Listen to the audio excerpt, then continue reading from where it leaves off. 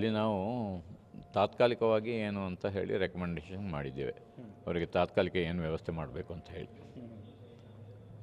Sir, ಎಷ್ಟು ಬಾಕಿಗಳಿವೆ? ಈಗ ಸಾಕಷ್ಟು ನಿಮ್ಮ ಕಮಿಷನಲ್ಲಿ ಪ್ರಕರಣಗಳು ಬ್ಯಾಲೆನ್ಸ್ ಪೆಂಡಿಂಗ್ ಇವೆ ಅಂತ 4,000 ಹೆಚ್ಚು 3,000 ಮೇಲೆ ಇದೆ. ಲೇಟ್ ಆಗ್ತಿದೆ ತಡ. ಲೇಟ್ ಅಂದರೆ ನಮ್ಮಲ್ಲಿ ರಿಜಿಸ್ಟ್ರು ಅಷ್ಟೇ ಆಗ್ತಾ ಇದೆ ತಿಂಗಳಿಗೆ. ಹಾಗಾಗಿ ಅಷ್ಟರಿಂದ ಕಡಿಮೆ ಬ್ಯಾಲೆನ್ಸ್ ಅದಕ್ಕಿಂತ ಕಡಿಮೆ ತರಲಿಕ್ಕೆ ಸಾಧ್ಯವೇ ಆಗೋದಿಲ್ಲ. ಯಾಕೆಂದರೆ ತಿಂಗಳಿಗೆ ಕಡಿಮೆಯಲ್ಲಿ 1,500-2,000 ಕೇಸ್ಗಳು ರಿಜಿಸ್ಟರ್ ಆಗುತ್ತೆ. ಇನ್ನಷ್ಟು ಫಾಸ್ಟ್ ಮಾಡಲಿಕ್ಕೆ ಏನಾದರೂ? ಇಲ್ಲ, ಫಾಸ್ಟ್ ಮಾಡಲಿಕ್ಕೆ ಅಂದರೆ ಅವಕಾಶ ಕೊಡಲೇಬೇಕಲ್ಲ. ಅವಕಾಶ ಕೊಡದೆ ನಾವು ಮಾಡುವಾಗಿಲ್ಲ. ಎವ್ರಿ ಮಂತ್ ಅಷ್ಟು ಕೇಸ್ ರಿಜಿಸ್ಟರ್ ಆಗುವಾಗ ನಾವು ಎಷ್ಟೇ ಫಾಸ್ಟ್ ಮಾಡಿದರೂ ಕೂಡ ಒಂದು 2,000-2,500 ಪೆಂಡಿಂಗ್ ಉಳಿಯುತ್ತೆ.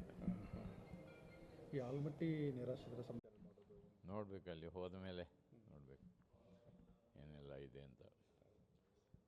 ಈ ಪ್ರೆಸೆಂಟ್ ಸಿಚುವೇಶನ್ ಏನಿದೆ ಅಂತಲೂ ನೋಡಿದಾಗ ಆಗುತ್ತೆ. ಮತ್ತು ಇನ್ಸಿಡೆಂಟ್ ಆದ ಸ್ಥಳ ನೋಡ್ತೇವೆ ಅಷ್ಟೇ.